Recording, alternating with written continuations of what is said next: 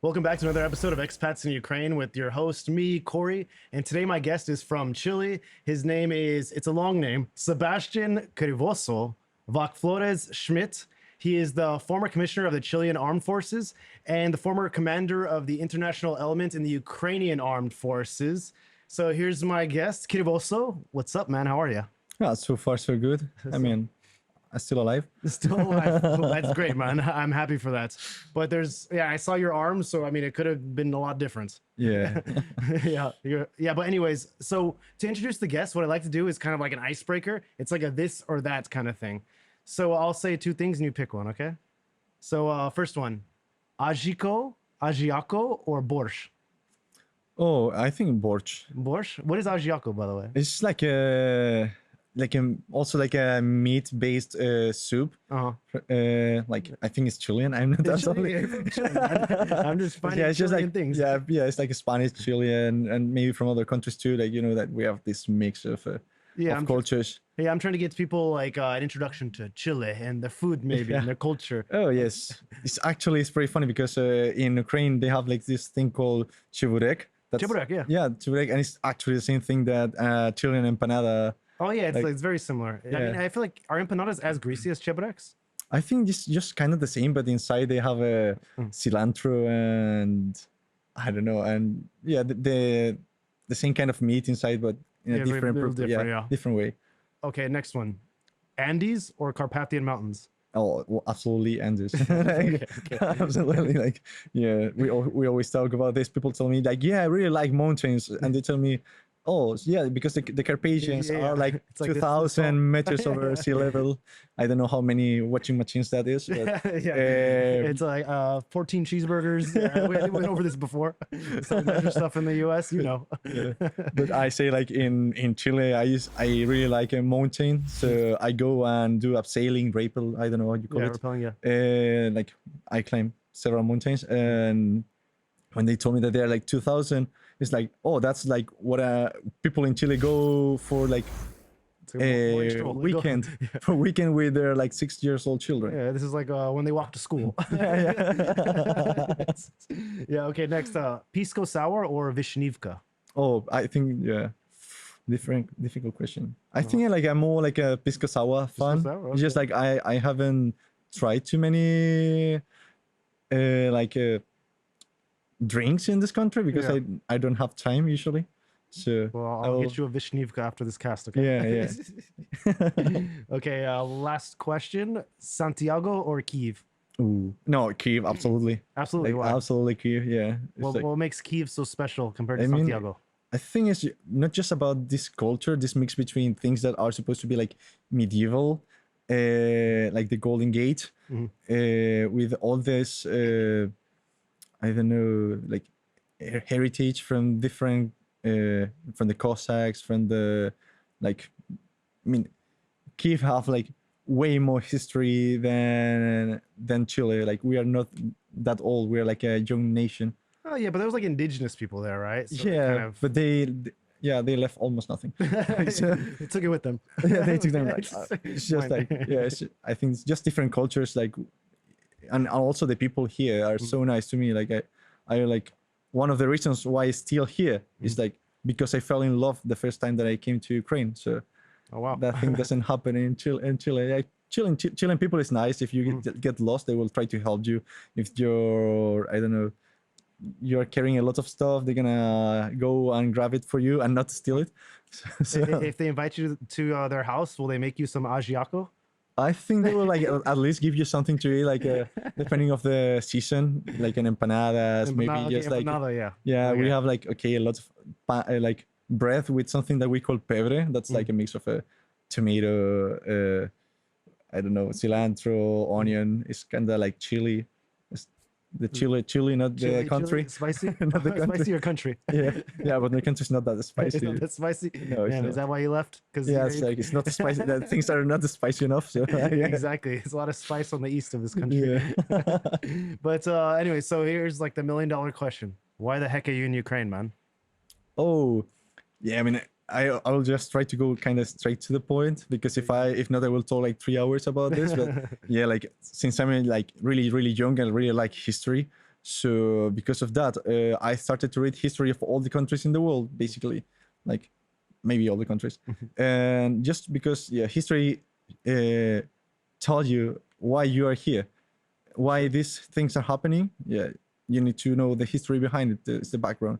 So yeah, I really like Ukrainian history because it's like a country that have been like influenced by like everywhere, because it's I don't know, like a bridge between cultures, and then it became like an example of resistance, like not just now, but it's being like, if you consider that the Ukrainian culture have been like suppressed for like centuries with this Russification, like forced Russification.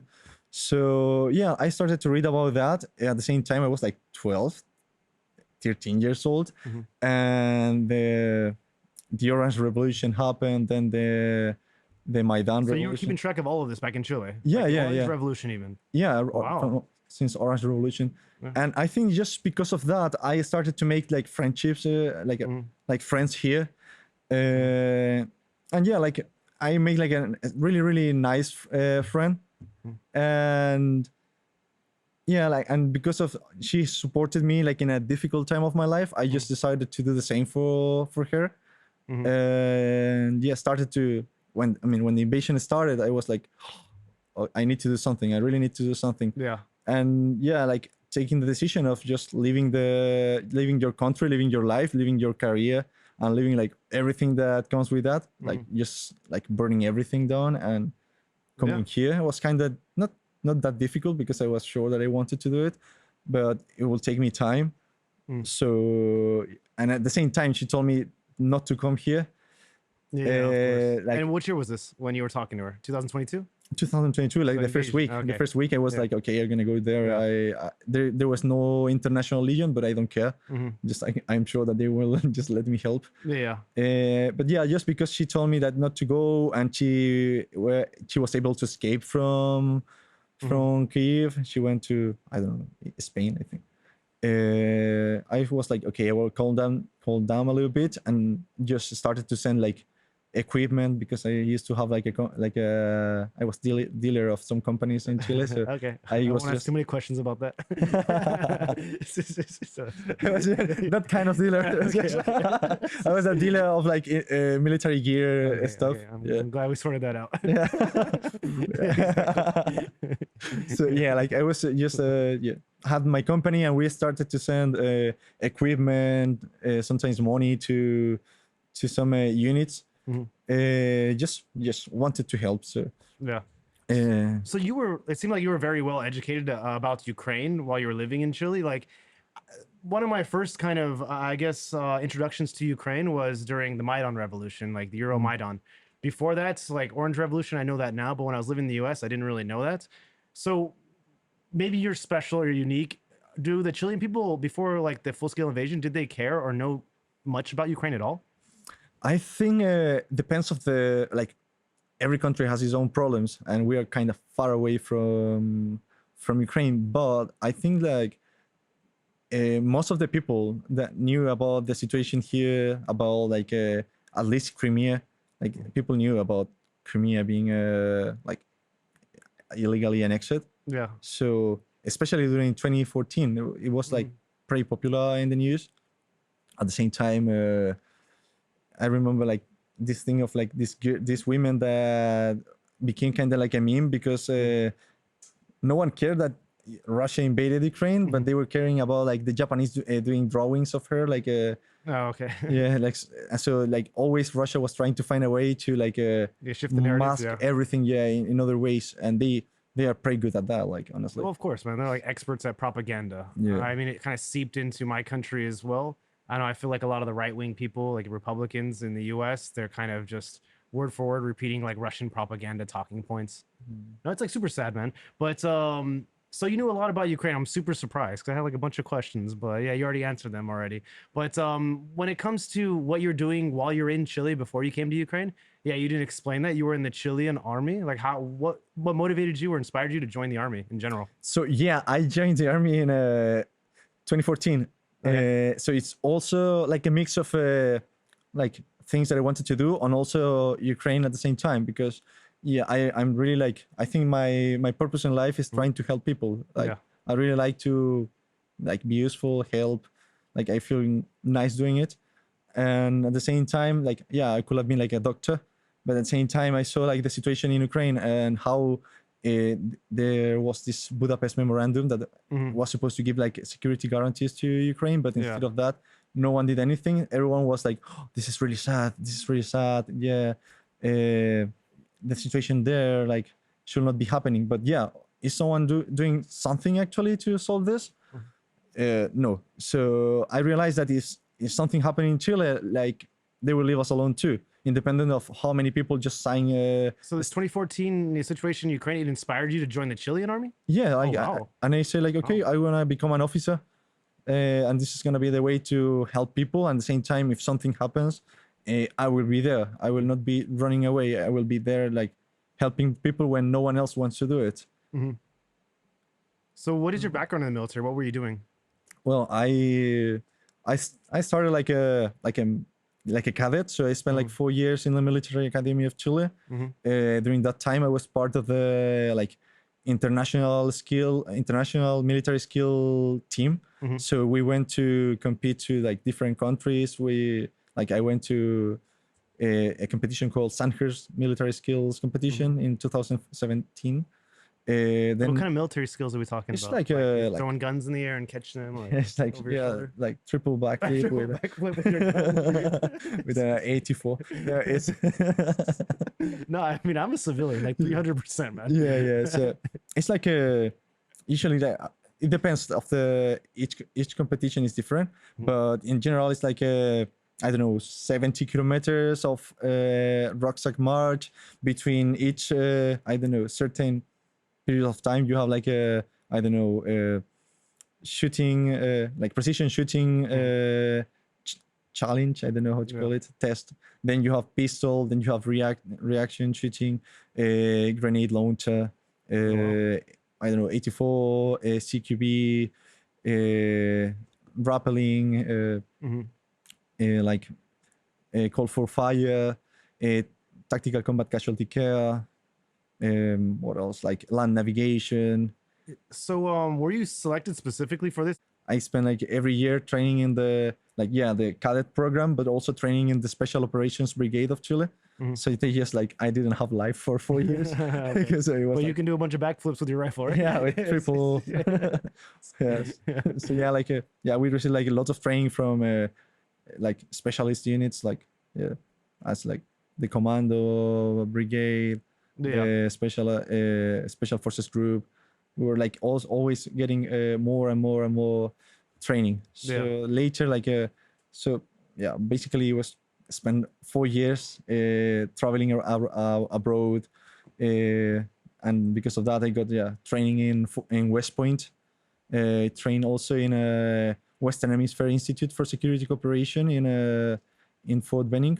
And also during that time we had like some like small period of time when we met the 75 Ranger, like really cool guys. Later I also went to Mexico Military Academy. Like it's a really long name. They have like Heroico Colegio Militar de Mexico. It's like Heroic Military College of Mexico. I don't know why it's so long. Trained there. All the names are long. People's names. Names. Everything is long. Exactly. Everything. I'll take your word for it. So and thank you. I mean, thanks to that, I like met people from Lithuania, Latvia, Poland, Germany, UK, like made friends in Canada, US.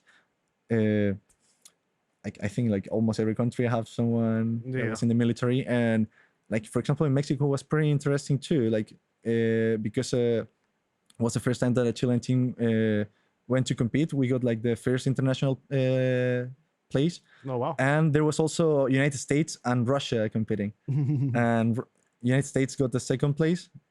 We got we got the first. Like Mexico was competing, so they got not international. They were not in the international list, Like, but yeah. they got obviously the first place because they knew everything. Yeah.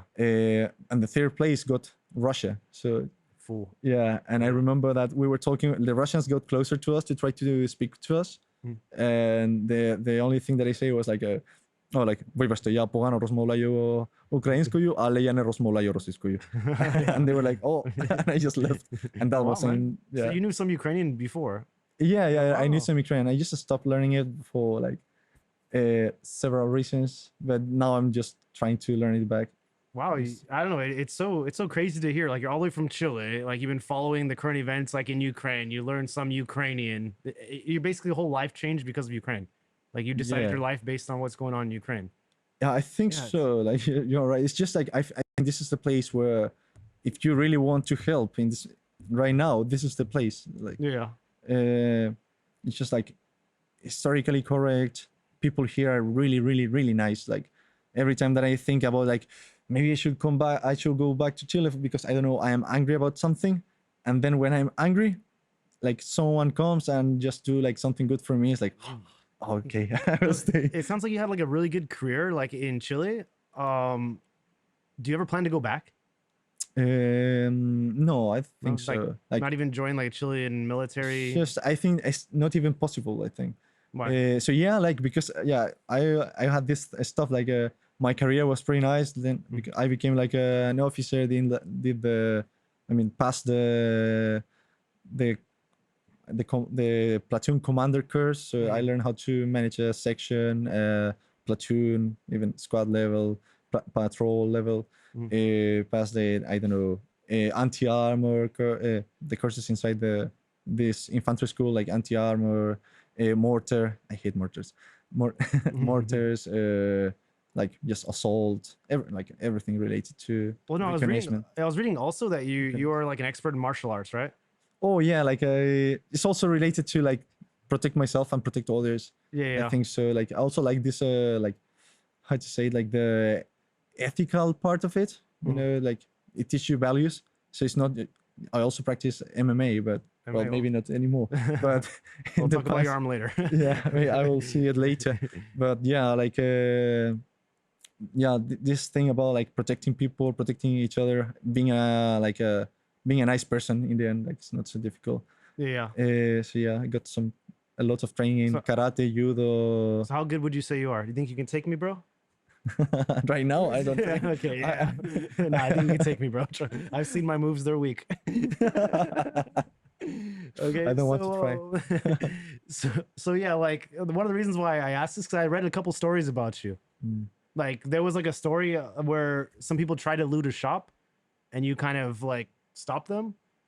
Oh, this several. Like I had like maybe two. Like yeah, one was during 2019. Yeah, super interesting stories. I was reading it like, what the heck? Who is this guy? I mean, I have two. Like yeah, 2019 was we had some sort of like social unrest in our country, so I was my first year as an officer. 2019, you said, right? Sí, yeah, What was the it's social called like unrest called Estallido Social was the name. Okay. It was like a lot of foreign agents working there, like a lot of psyops, but that was like people realized that way later.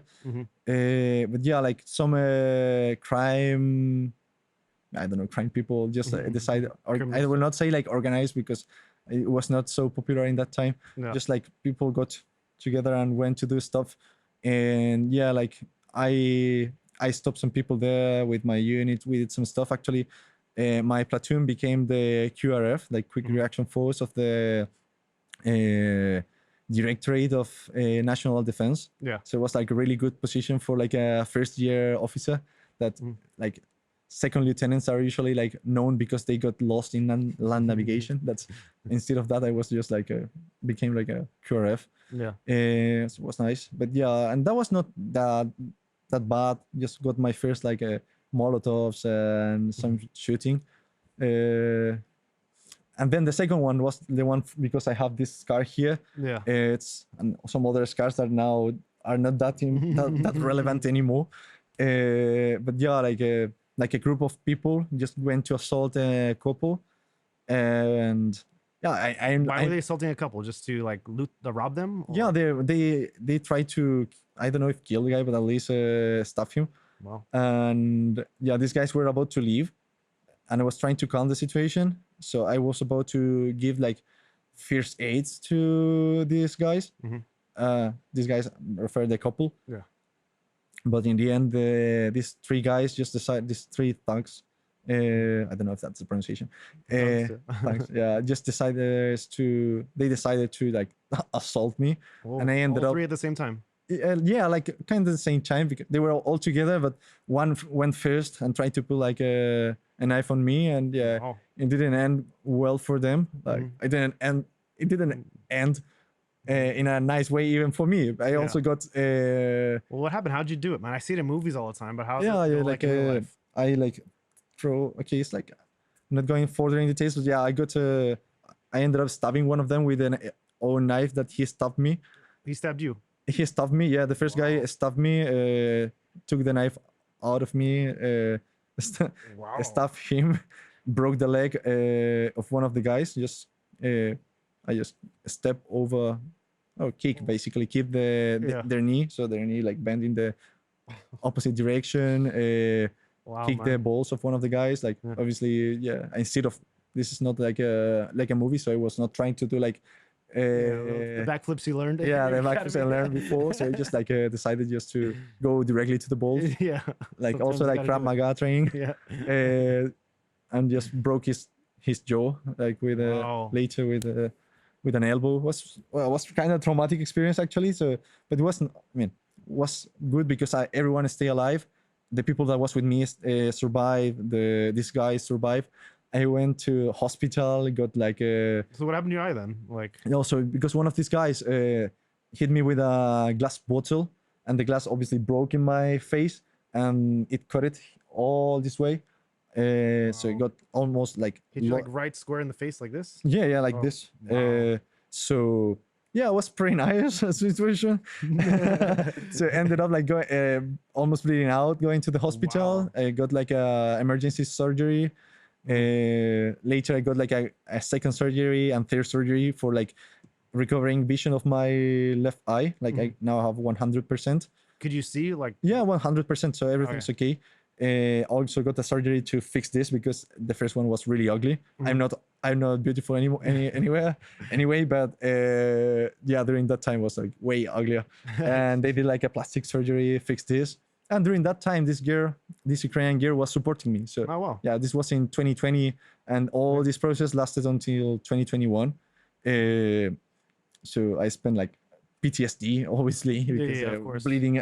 I mean, having this guy stabbing this guy. How long was the recovery?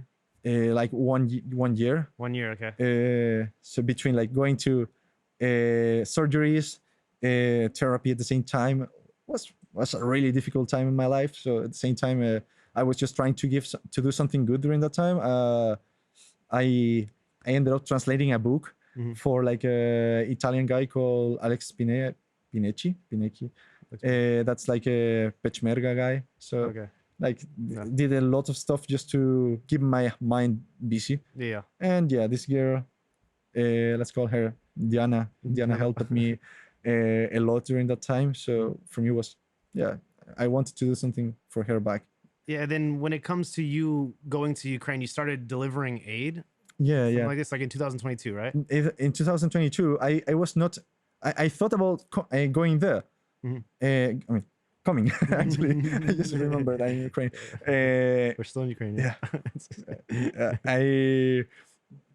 I just decided, that it would be better just to send it, because it would be nice to go, but I will spend like, I don't know, $1,000 that I can spend in more equipment and send it. So I was just sending stuff, or sending money actually too.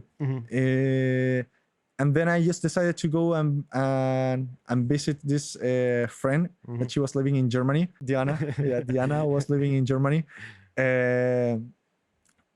And yeah, like we started like a relationship at the same time. It didn't work. And just the same moment that it didn't work, like my stuff that was supposed to be delivered to Kyiv got stuck in Poland, and the guy could not grab it. So I was like, okay, it's just... it's fine. I have to go there. Yeah. And went to Ukraine. Came to Ukraine. Got in contact with some NGOs. Trained some Legionnaires. Legionnaires, huh? Yeah. and then I, well, fell in love with this country because Yeah. people here was so nice to me, like really, really nice. Like everyone was trying to help me. I remember that because of all this stuff of like traveling from one place to another, I just forgot to eat like for 2 days.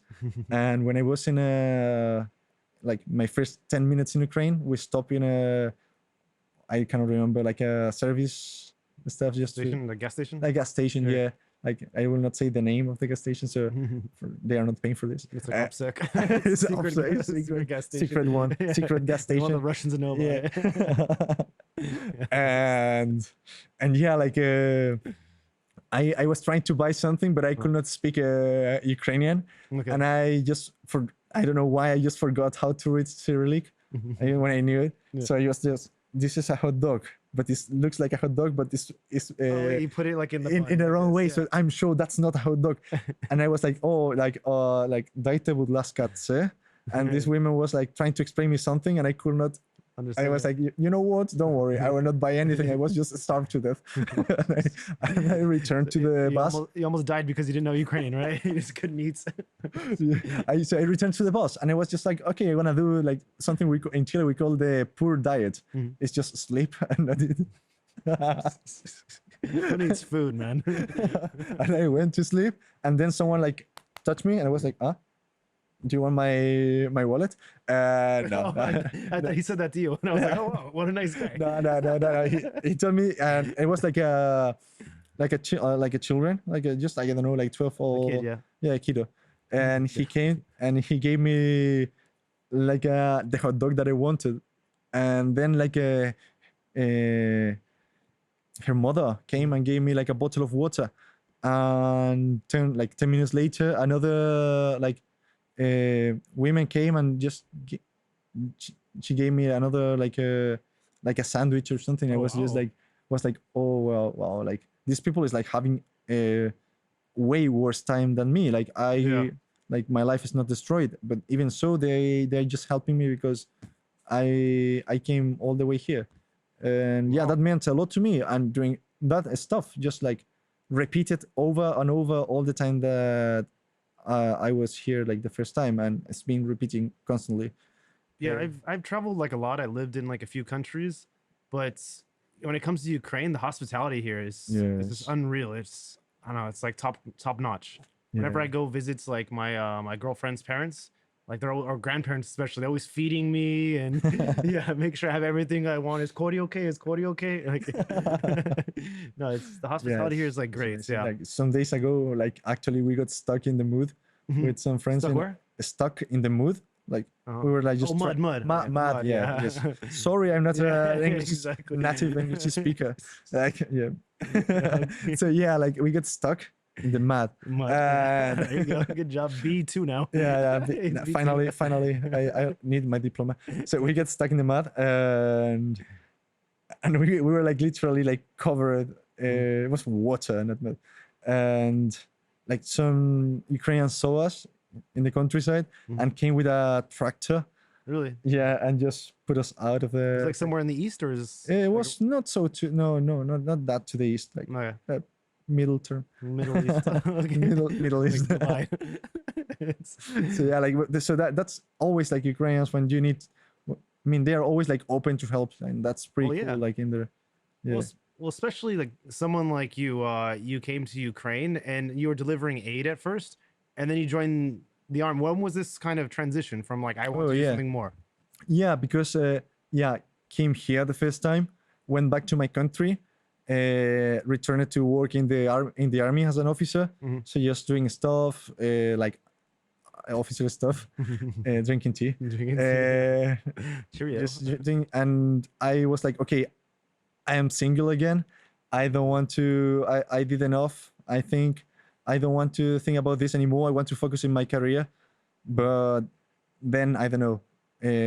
This dam in Zaporizhia, Oh, or yeah, okay. the Kakhovka, I or believe. yeah, or Bakhmut in the TV, and I was like, you know what? I cannot stop thinking about Ukraine. Like people was too nice. So yeah, the first time I went to Ukraine was because of love, and then I returned because of love. But was for love of a women. The second time was for because I fell in love, like deeply fell in love with this country. Wow. So yeah, I say like, okay, you know what? No, I'm just done with this in the Chilean army. I'll just decline my commission. I declined my commission the 1st of June and came to Ukraine after like 2 weeks. I just prepare all my stuff, pack everything, and just. And you didn't have planned to come back to Chile, just like my no, life is gonna be in Ukraine now? Yeah, at least until. I mean, it's really difficult to make decisions about your future when you are like in a war, because everything can change in a second. Like like like I almost died several times. Yeah. So you just focus on like short and middle term, because I don't know what's gonna be about me in 3 years. I don't know. Let's say like I can get wounded again and I cannot be useful in Ukraine. Yeah, I go maybe return to Chile and become an instructor, or like I can be dead. Hopefully not, but it can happen, and it's like part of the reality of this. And it's something that I think everyone in this country, every fighter that's here, know that. Like everyone accepted that this cause, that we are willing to give our life for this cause. Yeah. No, I saw several quotes by you about how you're ready to kind of put your life on the line for this country. But before that, it's like, tell me about the process of how you joined the military. You just went, knocked on the door of the military. I like one job, please. So I was about to join a specific unit of the armed forces. Like going to, because I say, okay, my background, I can go to special forces.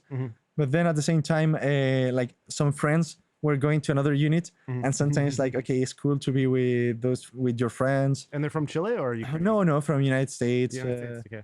And I was like, and they told me that they are doing a lot of good job there. So it's like, okay, I will just go and be helpful. I don't. I'm not here for ego, so I want to be helpful. And if they tell me being helpful, like doing something that I know how to do and giving good use of my skills, I'm gonna go there. Like it doesn't matter if it's cool, if not cool, because we are not here to be cool. We are here to help. We are here to stop the genocidal invasion to this country. Yeah. And your family back home, how do they feel about you being here? Because you've been injured several times. You're ready to kind of put your life on line for Ukraine. How do they feel about all this? Yeah, well, in the beginning, I didn't tell them, hey, mom, I'm going to fight in a war. In the beginning, it was like, oh, you know what? I got a really good job in Poland, like really close to the border. My mom already knew that I went to Ukraine once. So I think that she already knew it, but she wanted not to think about this. So yeah, just gonna be in Poland, maybe like going to Ukraine from time to time, and doing NGO stuff. And then I say, no, well, I'm in Ukraine, but I'm just doing NGO stuff. And it's like, okay, mom, you know what? I'm like just like like close to like like in the east, just like so. I already sang with the army. And she was like, in the beginning, she cried a little bit, but then she was like, we had like this talk, and she understood that this is the only place where I can, I think like in Kiev, I'm not in that danger anymore. But when in the East, you're in danger, but you feel like this purpose, you have a purpose, and you're living for that purpose. So I'm happy to be here. Do you have siblings? I have like Are they military people as well? Or no. They are civilians too. Civilians. Okay. Yeah, they are It's just. not that bad being a civilian, man. I don't know. So I want to ask you, what are the main differences between the Chilean army and then kind of the Ukrainian army? I guess whatever unit you're in. There's a difference in like discipline maybe, or structure? I think it's like every army in the world is different, because it's also really like directly related to the culture of that country. So we can start talking about the doctrine. It's like the Chilean doctrine is a mix between German doctrine and NATO put together. And Ukrainian doctrine is like I don't know, it's some sort of like post-Soviet mixed with NATO too. Okay. The Ukrainian military, I mean, I really like that they are so flexible. So they realized drones work in this war, and they were like implemented that and integrated everything together. So I really like how the Ukrainian army is. Yeah, they give a lot of flexibility to their like junior officers, like a small arm commanders, and how all this initiative, like individual initiative, is promoted in this country, and that makes a lot of difference, because in Chile it's more like you need to go up to make changes in everything basically. Yeah, I mean, I'm not like an expert on military at all, so you can correct me if I'm wrong. But from the guests I've had that were from the U.S., it seems like, you know, if the U.S. is like, you know, going to war or something like this, they're getting all the supplies they need, like boots, like everything they need, equipment, weapons. But I hear like in Ukraine, sometimes you have to crowdfund for some weapons, or sometimes you have to buy stuff yourself. Has this been your experience, or has the government been able to kind of give you what you need? I don't know like the situation of each unit. I can tell by just my experience, like in like several. No. But yeah, like it's in every country basically you buy your own stuff if you want to have something that's not standard issue. Yeah. So yeah, in my country I have my own stuff too. So I just carry that stuff to. What is standard issue then? Well, like for example, means like something that the army give to you, like the I don't know, the standard issue best, like so a plate carrier issue, boots. Like that can be everything that the army gives you. It's a standard issue, but like the more time you spend in the army, and if you get like more experience courses, or you get like in special units, you start to get to buy your own stuff because you don't want standard issue stuff.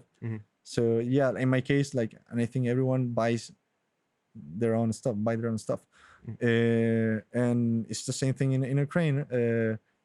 But I will never say that we crawled for equipment. It's not. Oh, because I see like these banca. I get, you know what banca is, right? Oh, like power banks or no. These like so it's typically they have banks like Monobank. You know, like the bank. Oh yeah, but yeah, and they say, okay, donate, and we'll give like some drones to this unit or this whatever. So it's like crowdfunded for them. Yeah, this like military civilian cooperation. Yeah.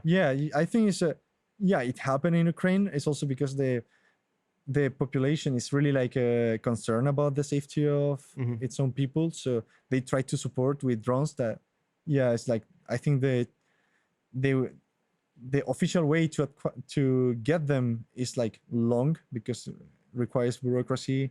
Yeah, and like really like a big logistic supply. So instead of that, because civilian initiatives like, okay, we're gonna fundraise and give thermal optics, power banks, drones, thousands of drones. So yeah, it happens, but I think it happens in every country too. Like if you're in a war, there's this civilian and military cooperation. It's not that different, but it reflects how much the civilians with the military are connected. Okay, so if you want to, I guess it's because the civilians here, they're trying to help more. Because in the U.S., I don't really have like military family, maybe like a couple cousins or something like this, but it's like kind of like distant cousins. So I never had this experience where, you know, they're trying to raise money for them to have a new boots or a new vest or something like this. I never had this experience. So maybe it does happen in the U.S.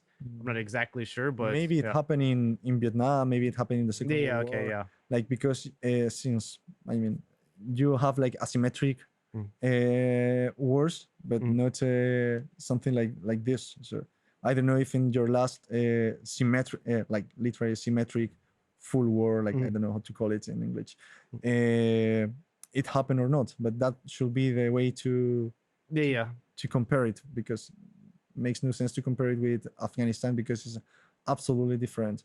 Oh no, of course. But I don't know, in the Second World War, maybe the civilians also cooperated in different ways, especially because you had like a full mobilization during that time too. Yeah, but I always see like on Instagram or social media, people are always fundraising for like the army. I think it's like so neat. It's like so cool. They care about their heroes so much. I don't know. I really appreciate this about like Ukrainian people. I don't know. But I want to ask you, because we were talking about like drones for a bit. So you've been to the East. The war has changed, right? Because there's drones. Isn't it scary for you? Every time I talk to somebody, like they were in the fronts, they say like drones, it's the scariest thing ever. Yeah, I think it's scary because it's it's like a, how to say this, like, you know, like for example a rocket is coming to you, but you know that that rocket doesn't have a mind. But yeah, this thing that's loaded with explosives is coming to you, and you know that someone is seeing through the camera, so it's alive. Basically, it's not alive, but it's alive, you know. Yeah. And so yeah, I think it's a little bit scary. Because you're always being watched. Like I had a guest on, and he was saying, like, yeah, you're always being watched. Yeah, like by always. recon. Yeah. Like, it happened to us. Like why when we got in contact, and the time that I got wounded, it was there was a drone that was directing artillery over us. Wow. Can you talk about your arm? Yeah. Well, it happened during that time. So we just like got in some sort of a ambush between in Kupiansk area. Kupiansk. Yeah, like I decided to separate the group that we were like mixed between other units and my group together. I just took the control of. Is it like an international group, or is it's it just like we were this international group, but also because of the mission that we were like doing, we had a lot of Ukrainians together. Okay. We just decided to separate the team, this like big element, in two teams, and I sent the first one. They managed to get to the positions, and then with the other team, we got like more fixed to the terrain, and we started to break contact. And in the break contact, one friend that's really cool, Australian guy, also figured out that they were shooting us at us. like small arms or small arms, like that. They were also dropping grenades from drones, but and I got like in a higher position and start to give suppressing fire so my guys can run. Like what's going through your head like at this time when you're like, you know, suppressing fire, you're kind of trying to organize like your troops to escape? So like, you know, it's pretty interesting because I actually thought about how interesting is the way how I'm thinking in that situation, because it's this feeling of knowing that the life of other people depends of your decisions, and also it's like a gratitude because that people trust you, you know, and if someone of them die, it's gonna be in my shoulders. It's gonna be in my shoulder all my life. Like I will. So I was like, I need to do the best to keep my mind cold, you know. Did you feel like the adrenaline pumping like the whole time? Actually, no. No, I was really calm. Oh wow. I don't want to say, oh, I'm cool or not. It's just like how it was. Like you're just smoking a cigarette. It's like, oh yeah, I started to check Instagram. So no, it was not that cool. But yeah, like in a moment, I was like started to get mad about a specific person that was like also a little bit of a responsible for this situation. And I was like, oh, this is stupid. And then it's like, yeah, calm down. It's not gonna help you in this moment. So okay. Try to get full awareness of the entire situation, and try to find like try to consider every element. Like, okay, how many grenades these drones have, how many drones they are, how many people we have, what's the like safest route to get out of here, how many Russians are trying to push to us through our left. It's all going through your mind. Yeah. I was like trying to find a way to like get out of there alive. Yeah. And then I just decided that the first thing we needed to stop the nearest threat was just stopping the Russians. So I went a little bit up, start just How many meters away would you say they are? No, they were like 300, 400. Wow. So it's not that far away. I saw like the shapes of them, but the more you could see is, you can see the flash. The muzzle flash, so basically that shows you how many there are. I didn't count all of them, obviously, because I was also not trying to get hit. So yeah, like this drone was like dropping grenades.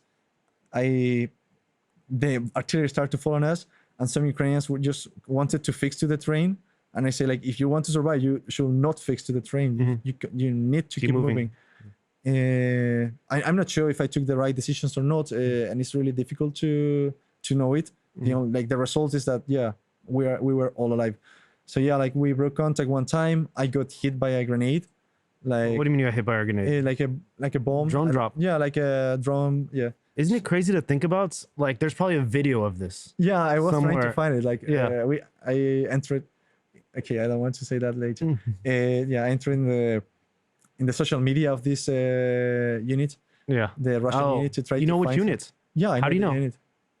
How do you know which unit? Is Because I check in the like intelligence report. okay. Then you compare also I mean you realize if the source is good or not. So yeah, I know the unit, the Russian unit that was like That's crazy. yeah, still being the same one actually. And then yeah, we check the social media and you realize that the like relatives of these people give a lot of information because they ask stuff between themselves to know if their I don't know if their son is alive or not. So yeah, you just figure out. I could not find a video of me getting wounded for once, and then the second time was okay. The first time was like I got shrapnel here.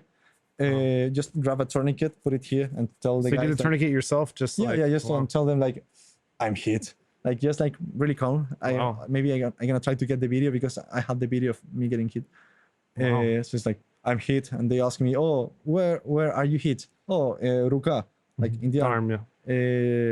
And then yeah, while I was saying this, one of the guys tried to check my tourniquet and say like, no, go and if we are together, it's not good. So yeah, you just were you the only one injured in that moment? Yeah. Then I went back to the place where I could see the guys shooting, because obviously if they are like dropping grenades at me, it's because I was also their threat. Yeah. Try to like give suppressing fire, tell the guys to start running again. While they will start running, I run then, last man. This Australian guy got hit, but he's so cool that he didn't flick at all. He was like, oh, got hit. He's like, he didn't realize. I didn't realize in the moment. Wow. And I told him like, hey, are you okay? Because just like a grenade exploded at 2 meters from him, but he had like a backpack with ammunition. So I think the backpack received all the shrapnel. Oh wow. And some entered in his hip, but he's like really cool, so he didn't feel anything. And he's like, are you okay? And I was already with my tourniquet. Are you okay? He's like, yeah, I'm okay. Okay, continue. Then did the same situation. Wait for the drones to pass. Give suppressing fire again. My guys run. And when I say like, okay, they are like in a safe distance now, I'm gonna start running. When I start running, I hear the sound, the really characteristic sound of the like a mortar coming to you. Yeah. It's like, I don't know, you can check it later. It's really special. Yeah, you feel it coming. You have like some seconds to feel it coming. And in that moment, the only thing I thought was like, I had a friend that she got a shell in Kramators, and she told me that she covered her neck. So the only thing I did was like covering my neck like this, and try to jump behind a tree. Yeah. And when I was in the air, this thing exploded and just threw me really far away. I fell to the ground, and I mean, the only thing I saw like it's like one frame. I was like a red mist coming from me. So it was a lot of blood, obviously. So I just was in the ground and tried to again like stand up. I could not because my arm was broken. And that the only wounded guy in that moment came to help me. This Australian guy that's really cool. His call sign was happy because he was never happy. It's really cool guy. And he tried to drag me, and I told him like, no, we are like, if we are two, it's too dangerous. Just run.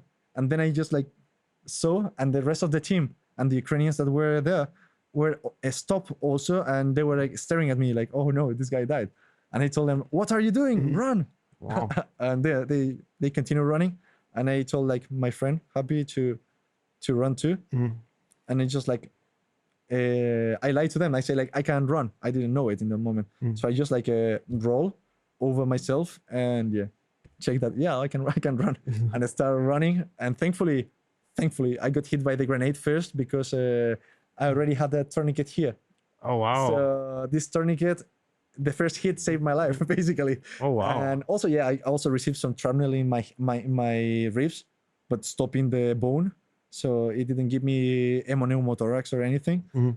I got some shrapnel that's still having in the hip too. Shrapnel in the abdomen. So that went all the way through. Wow. So I have like really some scars. So yeah, this is the more easy to notice. But They say like hindsight is 2020. Would you have done anything differently in this situation, or do you feel like you did everything you could? And it seems like you, with the first kind of drone drop, it kind of saved you, you know, Yes. because like you had the tourniquet on already. But would you have done anything differently in this moment? about the no, I think there was no because Nothing if I else, had right. stayed there, I mean maybe mine was not the best option, but was the only option I knew. So just like I just decided to continue running, even if I had no the tourniquet, I would have continued running because if I stay there, they already knew how to hit me back, hit me like a second time. And where'd you Uh, run to? You I guys, ran to like 300 meters, 400 meters more or less, to our position. And in the position, I was asking for to know this like like a situation report, a rep sheet. okay. And they told me, okay, everything is okay, everyone is alive. And I say, okay, everything, okay, that's cool. Everyone is like all my guys are alive, but I am fucked. So okay, and I was like, okay, you help me here, put pressure here. I just like put more pressure on the tourniquet. Say like, okay, assess the damage. I knew that I had like a terminal in my ribs, so I told the guy, hey, grab my chest seal, put it here. I also have terminal here.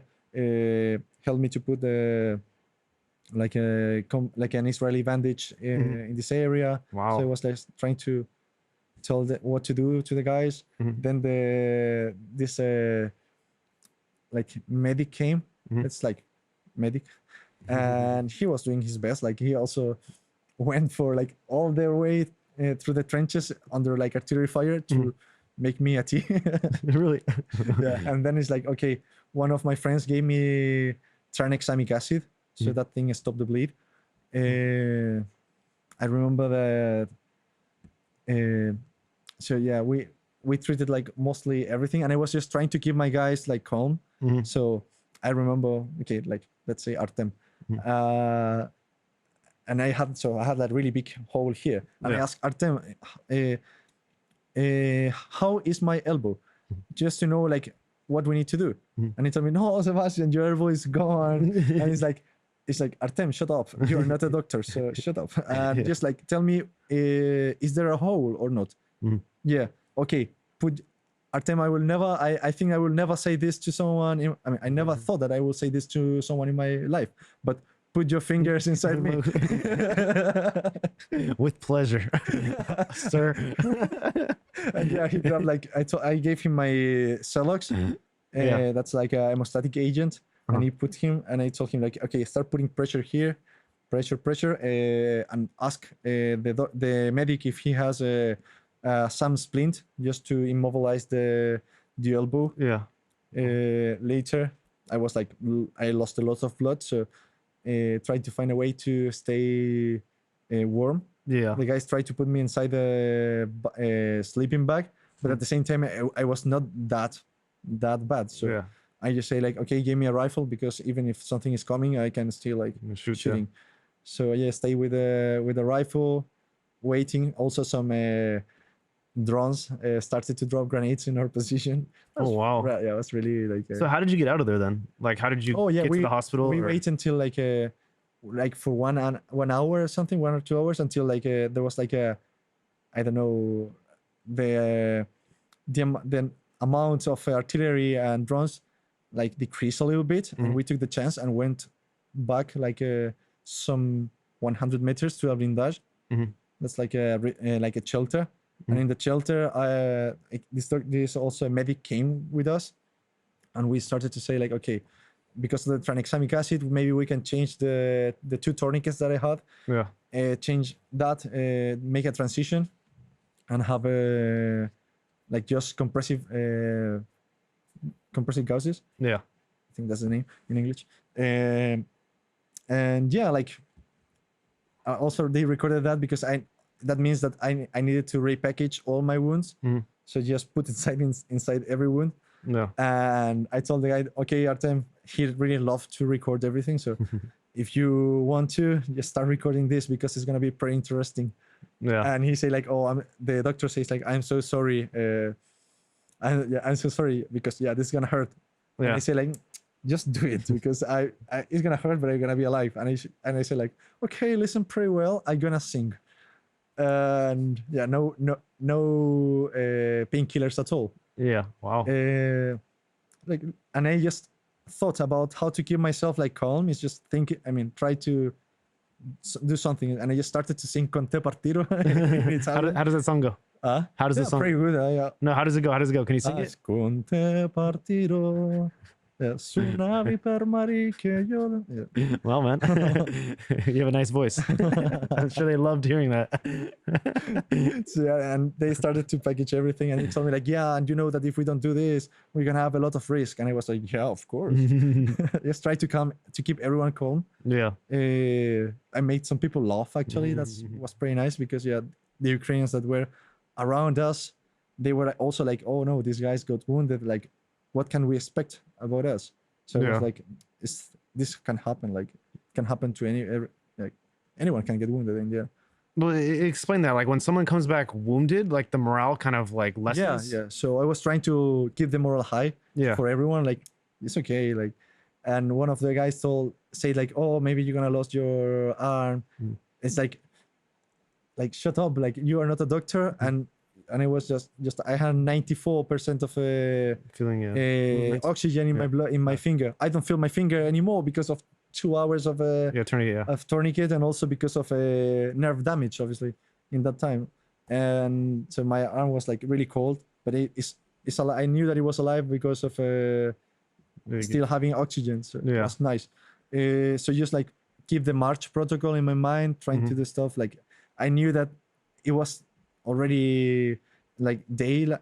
I mean, was daylight outside, so it was not a good idea to extract me just in that moment because I will get killed or someone else is gonna get killed trying to extract me. So I said like, we need to wait until night. So we coordinate. I coordinate. And you're still like in the Kupiansk direction, right? Yeah, I was in the middle of a forest. Okay. And just like try to coordinate everything with the command center. Okay. Just to strike me in a good moment and strike the rest of the guys that were wounded too, that were Ukrainians. But was there a lot wounded? They were like, one received also like shrapnel and like a shot in his leg, but it was not with my group, it was with other group, but he was in the same blindage. So I tried to coordinate everything and try to give information to the next group that was about to come about the situation with the drones. So it was like with a broken arm, like shrapnel, massive bleeding. I mean, not massive bleeding anymore, but the blood doesn't return. That's crazy, man. Just trying to give like a support, like to them. Like, okay, tell them about the entire situation with the enemy. So well, after that, night came. After 18 hours waiting. The moment came, we got in contact with the recon team, and we struck all the people together.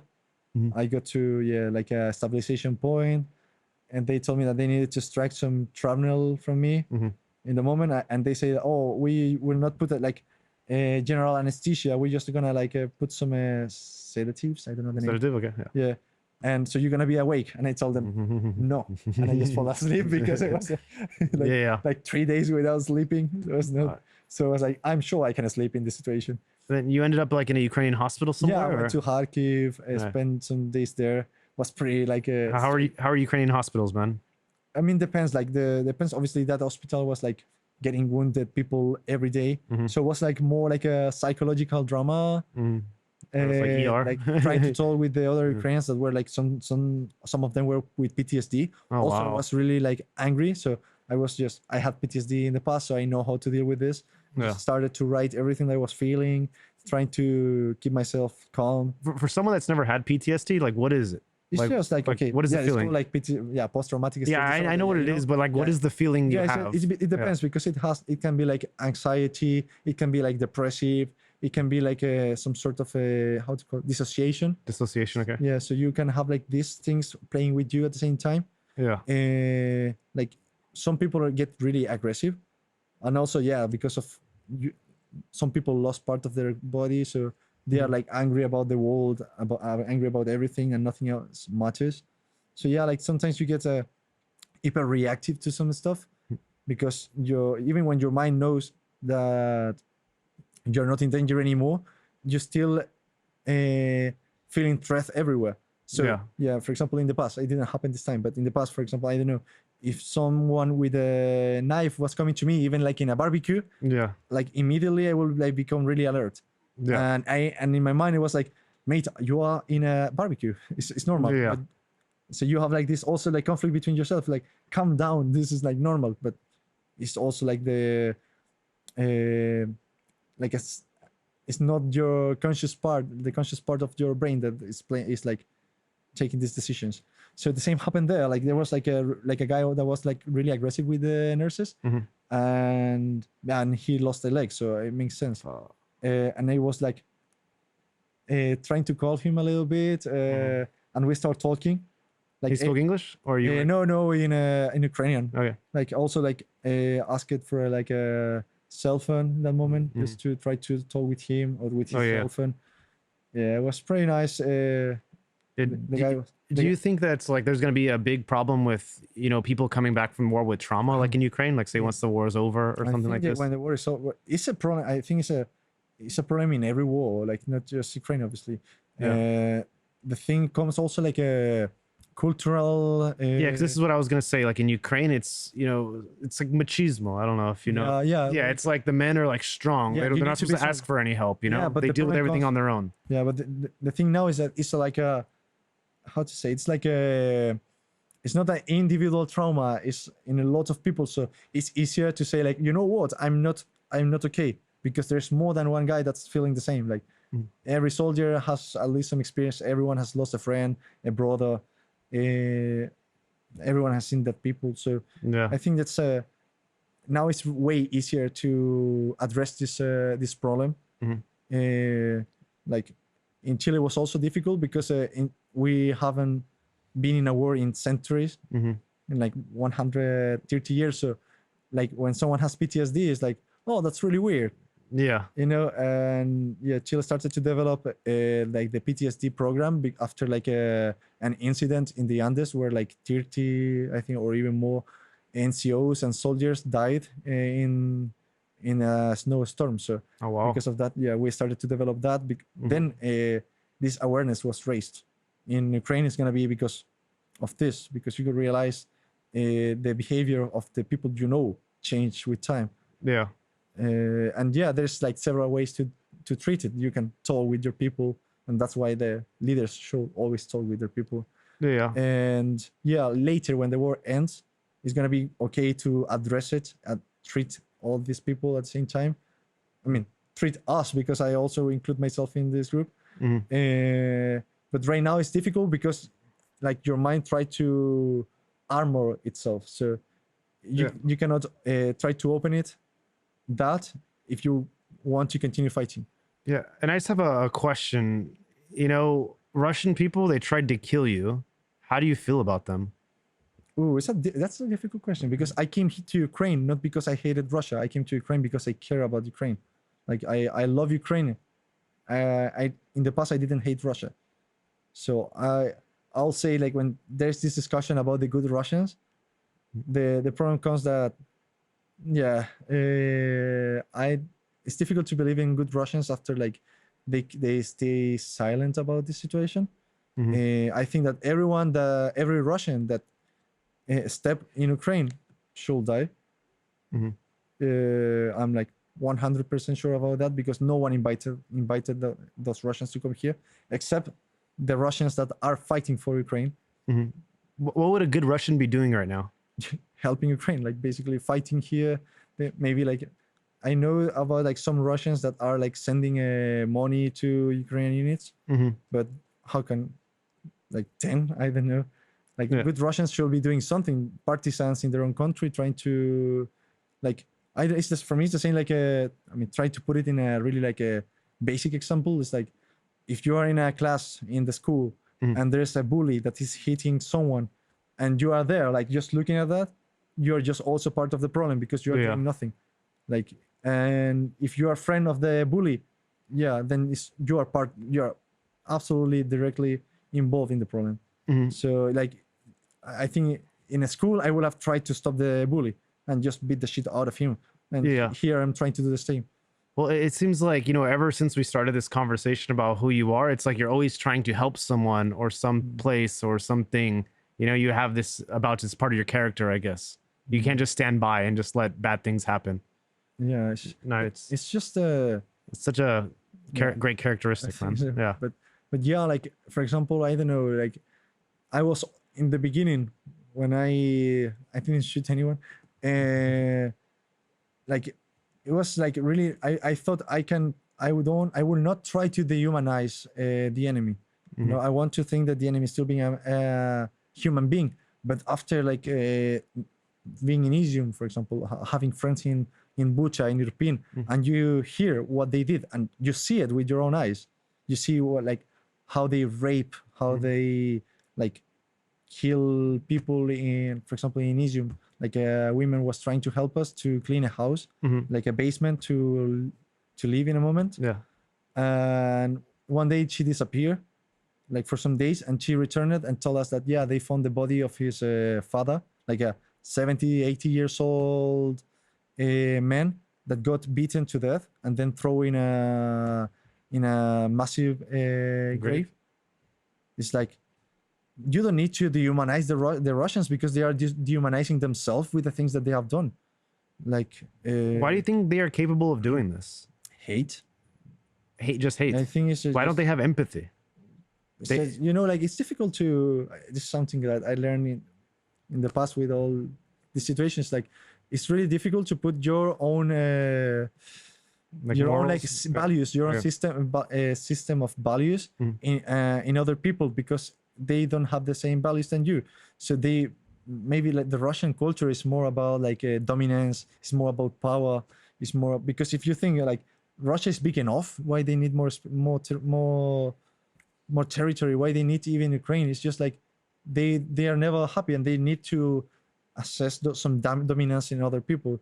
And you can, I think you can see it in the language. You can see it in their culture. You can see it in the children books. You can see it everywhere, that everything is about like money. Everything is like, you see this then the word crime, I think in Russian it just means a step over a limit, a step over a line. And in Ukrainian it means doing something evil. Like you see it even in the small language, in these small details, how culture just shape people. And you see that language is also the way how this culture interpret reality. So like the thing is, their culture is not just is there any hope for Russia? Is there any hope for Russia to be different or to change, or is it just who they are? I really would like to say it but I don't know, it's gonna take more than one generation. I mean, I'm not a sociologist, so maybe they will have another opinion, but the things that I have seen here is that it's pretty difficult to change culture. It's like cultural changes take generations usually. So and they hate you over there. I remember coming across this Telegram group. We talked about it backstage. They have, I guess, not all your info, but most of your info, photos of you, and there's hundreds of comments like on this kind of specific kind of thread, and it's like, I hate this guy, I hope he dies, like F him. How does this make you feel, man? It's just like, it's like Russian style. Like for me, I always say if you are not willing to fight for the things you believe in, your opinion means nothing. So why should I care about the opinion of someone who is writing stuff in their computer in Moscow? Like, if they really want to come, just come, fight, and let's be lucky if you find me, and I will just like kill you. But yeah, like I just feel like pity for them because they're brainwashed. They say like we are defending Russia. It's like, how are you defending a country by invading others? It makes absolutely no sense. Like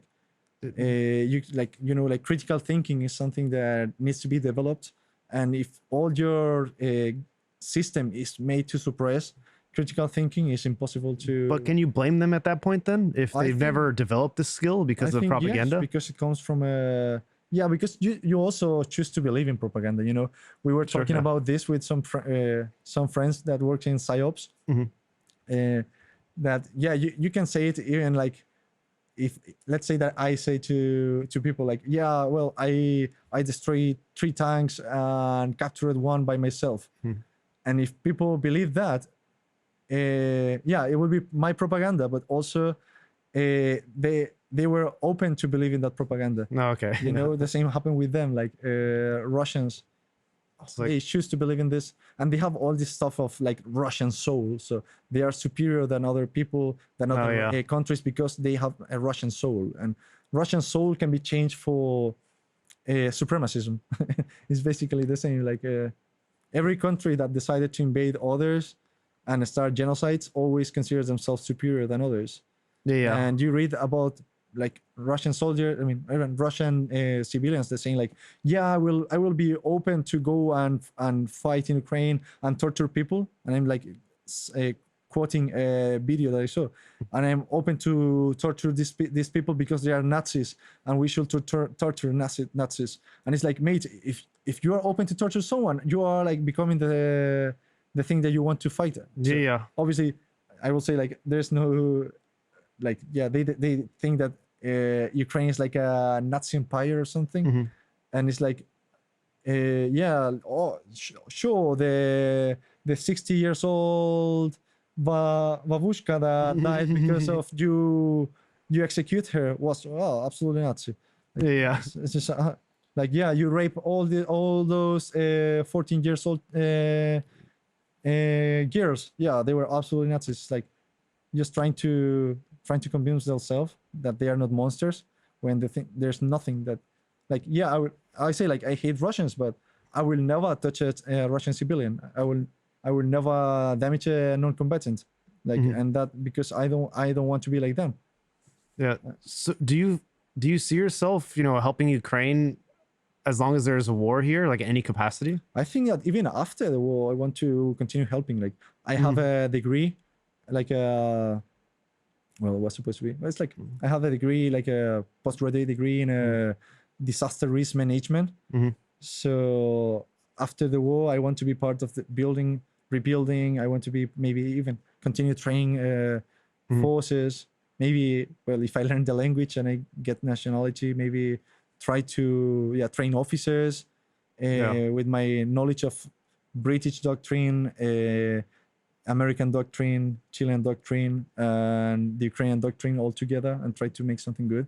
So you imagine your life is in Ukraine? I think my life is in Ukraine. Like, I think I could not return. I can return to my country maybe to holidays. Yeah. But I think my life, my heart is in Ukraine, and I don't want to leave these people. Like, I have already I would not say lost, but yes, sacrificed too much for here, that I staying here give a purpose to that sort of stuff. And I have sacrificed my health a little bit, but for me, like, also there's so many people that have died here, and just to honor all of them, all their deeds, I think it's the right thing to do, is to stay here, because we can have this conversation here, but the real heroes are those who cannot speak anymore. Yeah. And what do you think is something that you wish more people knew about Ukraine? I mean, I know the truth, not know that like the Ukraine is just a country that's been trying to free themselves for centuries of oppression. It's just a really like a strong culture that have been like, like Taras Shevchenko, like he lived more of his life in exile because he was just a Ukrainian nationalist. He was like, he thought that that Ukraine should like embrace their culture, and he didn't care about like getting exiled, maybe being able to, not being able to return to his own land. And he was like really like all his soul was just about Ukraine. Like everything that he breathed, everything he said, his breath, everything was Ukraine. And I think that that thing about Ukraine should be known by everyone, like how like the oppressed fight against. Russia is like, has oppressed like all of its neighbors, Yeah, like Georgia is another example. and they do like mass deportations, all the time. So that's why there's like so many Russians maybe in Crimea. Because before there was like ethnic Tartars, and they just kind of displaced this population, put Russians there, and now they claim Crimea should be Russian because it's Russians there. Well, you put them there. Yeah, You know? they talk about that. Yeah, Crimea, yeah. Krem це Україна. Yeah. Це Україна. Yeah, because like Russians did what they know how to do. They just got the native population, send them to Siberia, Yeah. put Russians there, and those Russians were like, oh yeah, this place is ours. It's like, no, your invasion started like years ago. And yeah, like my best friends are from like most of the people that I have in my heart are everyone is from Donetsk and Luhansk, and they are like the most pro-Ukrainian people I have met, and really nice people too. And yeah, they talk about this, like they saw how like Russians started to come and come and come, and start to watch the brain of some people. But then during the 2014, most of the people that were like subversive, I don't know, insurgents. The insurgents, Were actually Russians. Yeah, that's what it was. And what's sick to me is a lot of Ukrainians left these regions, during the 2014 occupation, like Crimea and like Donbass. And then Russians came and they're like, oh, free apartment. And they just move into someone's apartment. Yeah. It's not even theirs. They just take everything and now it's their apartment. Sick to me. Sick. But yeah, it's again part of the culture. It's just like, we are superior than, they say, we are superior than Ukrainians, and Ukraine doesn't have the right to exist, they say. Yeah. So yeah, they are just taking what they belongs to them. How do you see this war ending, by the way? I'm, like there's something I always say, like we are like soldiers. We are not politicians. So I don't know. I'm not an expert in this area. So I will say what I think, but that doesn't mean that's right, because. Well, yeah. I mean, like, we're here to talk about your opinion. Yeah. Yeah, I think it's gonna finish. First, you need to make it finish. You need like the like true support of the Western countries, of all the free worlds actually, including Argentina, Chile, Latin America in general. Yeah. United States, Canada, like all the world that believes in freedom should like really help Ukraine, not doing this like by drops, like it's been happening. Like the Ukrainian army needs to get the lesson learned, try to change the approach maybe, and then you need the Russians to start to like rise against their totalitarian regime. And in the perfect world, like the Russian Federation. I mean, it seems like that's going to happen. That's not going to happen, though. No, Russians I think never going to stand up. The highest. Yeah, I mean, there are more chances than we just expel them out of the Ukraine. Yeah. Than the Russian Federation falling apart. Even when Prigozhin was pretty like good at doing that, maybe we need another Prigozhin. Yeah, I mean, we don't need them. Yeah, he was like a really bad person. He was a monster. Yeah, he was a monster in Ukraine, but he was also a monster against himself. But he was always like, my opinion about him is like he was just trying to find a better way to kill Ukrainians. Yeah, that's basically what it was. Yeah. But we need also a revolutionary guy in Russia that is at least pro-Ukrainian. Yeah. And I mean, I can end it with this. So with everything that you've been through, all of that you've experienced, your injuries, everything in Ukraine, would you do it again? Absolutely. I mean, I never thought about not fighting back. I never thought about that what I did was wrong. I never thought that I destroyed my life for coming here. I think everything made sense, and I'm like proud of who I am, and I'm really like happy to have the possibility of meeting so nice people, like so many volunteers, so many international fighters, so many Ukrainians, like like really cool people. I've learned so much, and all these lessons are just part of the stuff that I need to put in my backpack to just continue learning and trying to help here. So I know, I just feel like it's part of the road that I need to follow. It's part of the path that I need to follow. It's part of the things that I need to do to just be true to myself. Yeah, you know, you have a special mind, man. You're very intelligent. I don't know. You're very brave. I don't know, man. It's been a pleasure talking with you. Is there something that you want to talk about that we missed? No, I just like thank everyone that's fighting here. Like, yeah, like I'm here in Kiev, so I just feel like the ones that like should speak are those that right now are in the front, giving their lives. Those who just work in silence. Like obviously I just mentioned this before, like I'm not a fan of interviews, but I know that in this moment it's amazing job that you are doing and everyone is doing to raise awareness about the situation in Ukraine.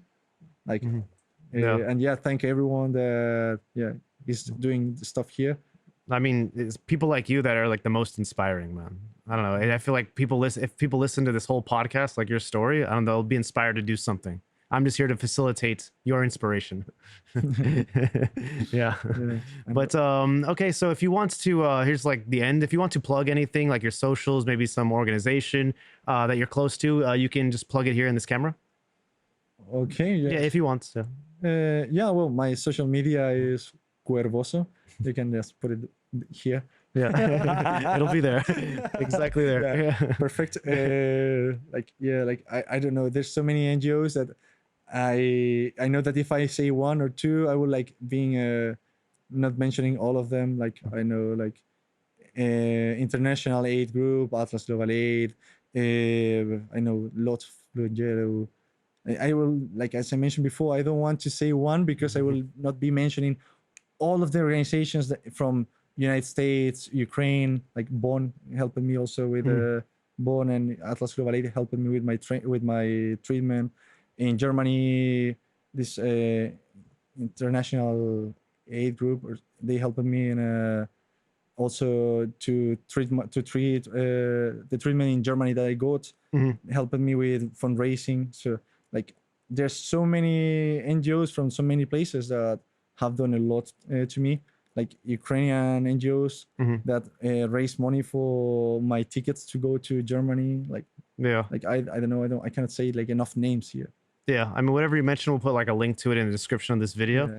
But thank you so much for coming on, Cuervoso. Yeah, like Jose Cuervo. Yeah, Voron. Voron, yeah. Cuervoso, all right? Cuervoso. I'm Italian now. That sounds Italian. Yeah, everything sounds Italian if you do this. Exactly. But anyways, to you at home, thank you so much for joining us for this episode of Expats in Ukraine with me, Corey. If you want to follow me on social media, it's at Corrie.ua. If you like this video, give it a thumbs up, subscribe to the channel. We're going to have more interesting guests. I don't know if as interesting as Cuervoso, but we'll try to have some more interesting guests. And if you want to, leave a comment, maybe we missed something, maybe you have a question for me or Cuervoso, then yeah, definitely leave one and we'll get back to you. Usually these episodes air at 6 p.m. on Thursdays, and I'm there usually doing a live chat with you all. So if you're watching this live, I'm probably there with you right now. But what I like to do at the end is, Sebastian, is maybe we can stand up, give a handshake. Yeah. Thank you so much for coming on, man. It's great what you're doing, man.